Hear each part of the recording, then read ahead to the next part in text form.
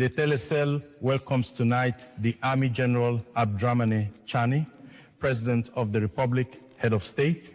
In this interview with the President of the Republic, as is customary, we will address the security issue that has greatly concerned the population in recent weeks, as well as some current affairs topics. Mr. President, good evening, and thank you once again for giving us some of your time to talk about the insecurity prevailing in certain areas of the country. It is no secret that for several years now, our Sahelian region has been facing enormous security problems, mainly related to terrorism. The challenges are significant, but it must be acknowledged that progress has been made, even though much remains to be done. In truth, the difficulty of the task is also explained by the complexity of the security issue, in which certain foreign powers outside our region continue to play a destabilizing role in the hope of regaining privileges they have now lost. Question, Mr. President. In general terms, what is the current state of the security situation in Niger? And even in our region, in our confederation to the east, is the situation under control despite the difficulties? What are the overall prospects? Musule Mohamed Aissa, thank you very much, Abdoulaye. It is truly a pleasure to share with all our compatriots in the Confederation and around the world who are following us closely regarding this important security issue in our region. As you mentioned, it is an issue tied to geopolitical and geostrategic interests. Allow me, first of all, to pay tribute to all the peoples of the Confederation, especially the brave people of Niger, and to offer my most sincere and heartfelt condolences for the civilian and military casualties. I would also like to pay tribute to all our defense and security forces who, at the cost of tremendous sacrifice, fight day and night to keep our Confederate territorial country, and especially Niger, standing strong.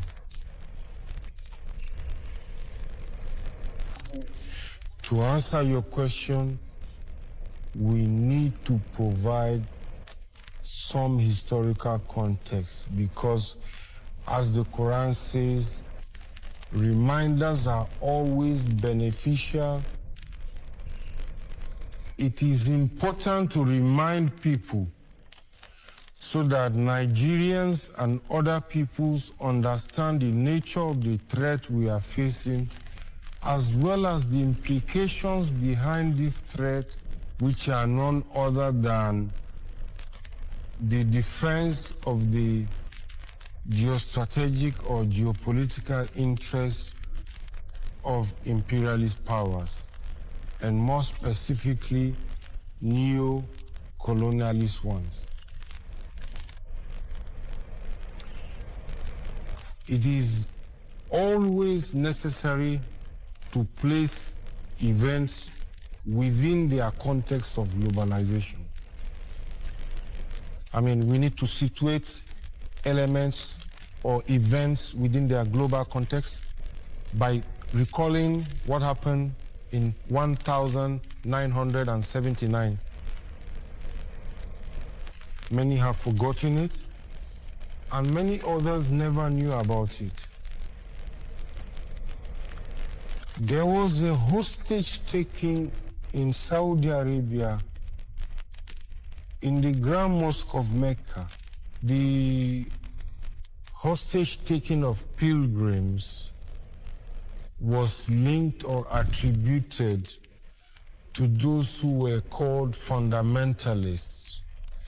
That is, young students who were perhaps working on their doctoral thesis or similar in the field of Islam. In response to this hostage situation, several countries would mobilize, and among these countries, of course, France was the first to ask Saudi Arabia to allow them to make available to the state and the Kingdom of Saudi Arabia what is known as the GIGN, the intervention group of the French National Gendarmerie. But the Saudis knew that it was the arsonists who wanted to play the role of the firefighter. They politely but diplomatically rejected this offer. They replaced this offer with the intervention of Pakistani special forces because they believe that the Pakistani special forces were made up of Muslims and could therefore enter the mosque where several hundred pilgrims were being held hostage. This happened in November 1979. The crisis will reach its resolution a month later, in December 1979. But this was only the beginning of a major conspiracy that I cannot fully recount here. All right. Then, in 1980, the conflict will shift as the neo-colonial and imperialist powers would move this conflict to Afghanistan. You know what happened in Afghanistan from 1980 until exactly 1986. You are aware of the implications that took place in Afghanistan. After Afghanistan, this conflict would shift a bit further to Iraq. We know what happened in Iraq. We know the actors. We know the implications. And we know the geostrategic and geopolitical interests, as well as all the unspoken realities that unfortunately mark this period during which many Iraqi citizens lost their lives. Neocolonialism will not stop there. One hotspot is followed by another, one that is already planned, ready to ignite. The conflict will return to Syria. But before reaching Syria, they tried to spark it closer to us in Nigeria. With the return of the Mujahideen coming back from Afghanistan. So Syria became another focal point for the geostrategic and geopolitical interests of neo-colonial imperialist powers. You followed what happened in Syria up to the latest developments where everyone was watching and everyone discovered the big game played by these neo-colonialist powers. But before things ended in Syria, they also set up another hotspot on standby, which they reignited Libya, right on our northern border. We know what happened in Libya, and we know who the actors were behind what happened there, as well as the consequences of that intervention against which, unfortunately, our African countries did not have the courage to raise their voices I'm making this reminder so that people understand that if today I am able to address my fellow citizens directly, it is thanks to a great deal of effort. Our defense and security forces have made many sacrifices to address the specific case of the Sahel in general, the Confederation more precisely, and Niger in particular. I will remind you who the actors are behind the situation we are experiencing today. These actors are none other than France, accompanied, unfortunately, by the European Union and the outgoing administration of the United States of America. France has, over time, used several different means and methods to destabilize us.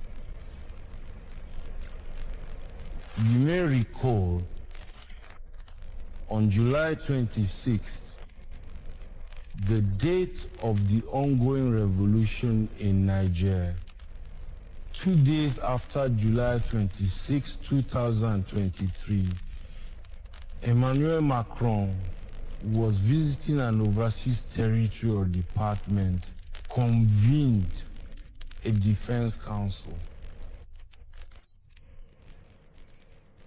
I repeat, a defense council specifically about the situation in Niger. It was indeed, and I say it again, on July 28, 2023. So 48 hours after the events of July 26. During this council, decisions were made.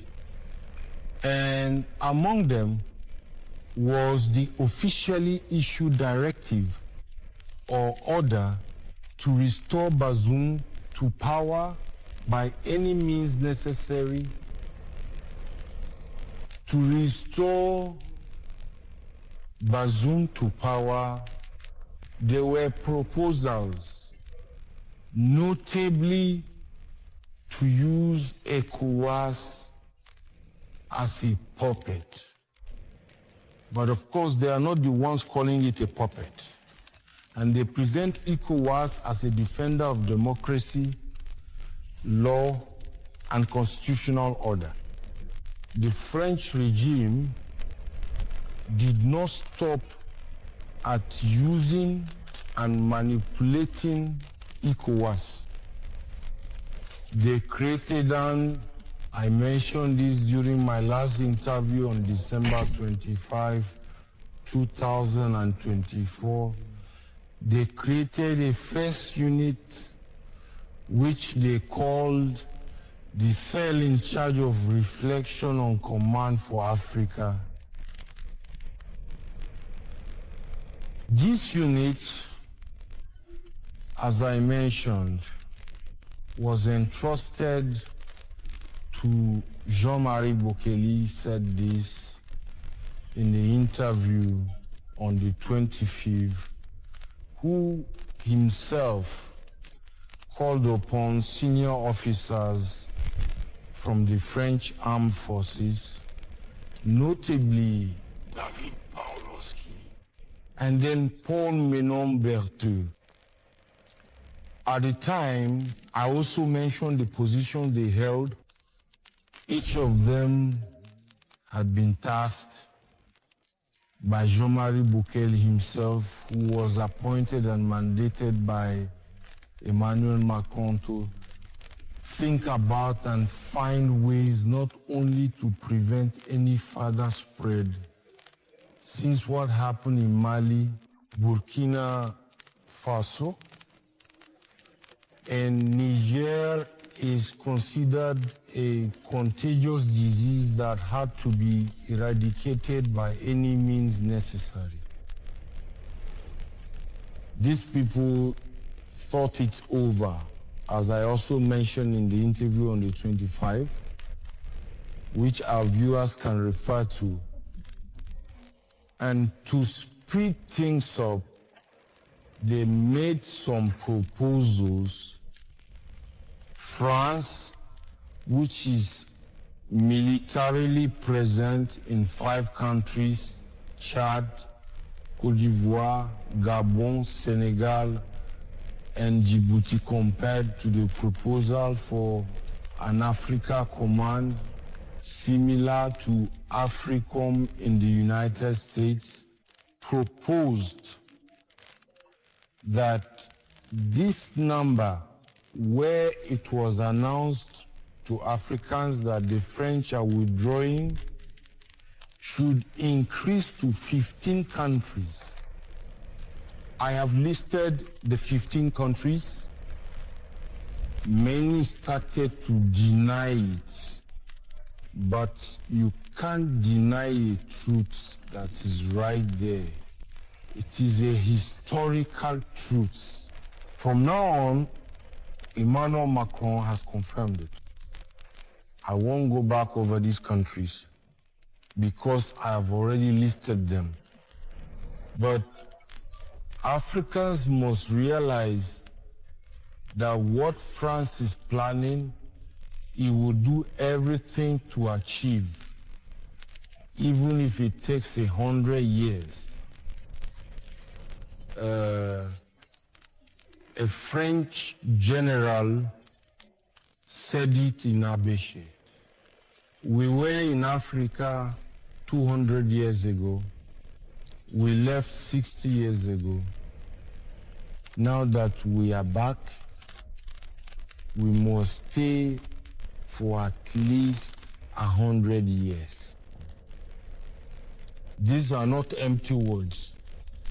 These are not empty words when you compare them with what General Lecointre said a few months ago in 2024, that with the European Union, it will be necessary to cross the Mediterranean, even if it's in 1 year, 2 years, or 10 years, to reconquer Africa by force under false pretenses.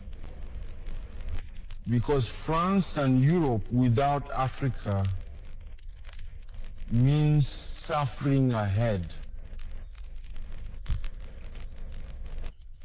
Another French official also said, since the French troops and ambassador we expelled are currently being evacuated, they will use this time, which is favorable for subversive destabilization. These are not empty words. These are carefully considered words, the result of strategic discussions that these people maintain.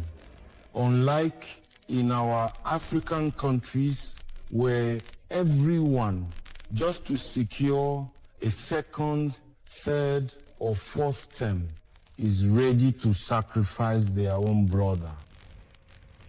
To return to what was put in place and whose current development we are witnessing still in 2024, after this task force for which Jean-Marie Bocco was responsible and for which he presented the results on October 23, 2024 to the French presidency, that is to Emmanuel Macron, he took the initiative here.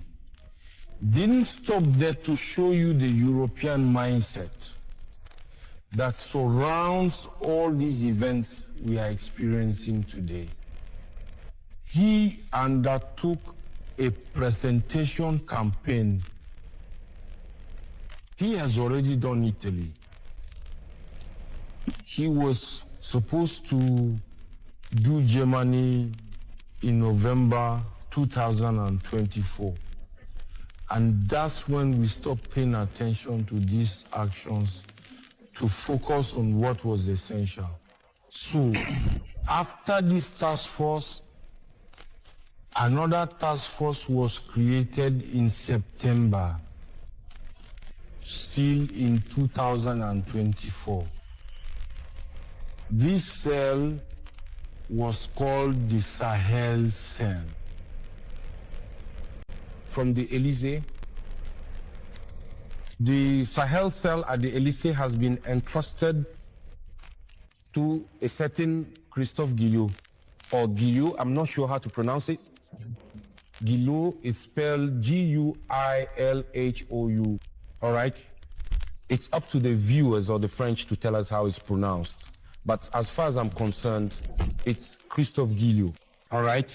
So it's Christophe Guillot, or Guillot, I'm not sure, has also, as Jean-Marie Bockel put it, is our expert for leading the discussion. Let me remind you that Christophe Guillot was the French ambassador to Cameroon. And he took on the title of ambassador and sent French special in the Sahel. He will appoint a certain Jeremy Robert. He is the expert who will continue to lead this reflection on the most suitable lesson to give to the countries of the Confederation. This Christophe Jeremy will form his team. He will hold the title of Africa Advisor at the Elysee. I repeat, Africa Advisor at the Elysee, Jeremy Robert. He will set up this Sahel unit, which will be composed of the French DGSE, the International Organization of la Francophonie, I repeat, the International Organization of la Francophonie, and a geopolitical department of the French Ministry of Foreign Affairs. This unit, according to their own words, will have at its disposal unlimited funds. Unlimited funds, I emphasize this, because this proves the importance that the subversive French regime attaches to this Sahel unit. Having the funds, unlimited funds, its mission would be to amplify any event that occurs within the Sahel State Confederation, in particular any event that takes place or even has not taken place in Niger. I repeat, that has not even taken place in Niger. All right? It will also have the mission through the French DGSE of cooperation, and particularly at the societal level,